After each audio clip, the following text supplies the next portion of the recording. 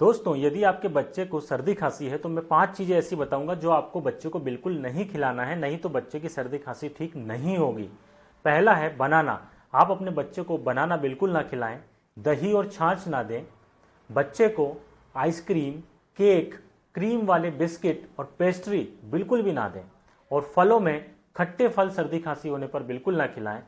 सर्दी खांसी होने पर आप अपने बच्चों को एप्पल खिला सकते हैं, उससे बच्चे को कोई भी प्रॉब्लम नहीं होगी। जय आयुर्वेद।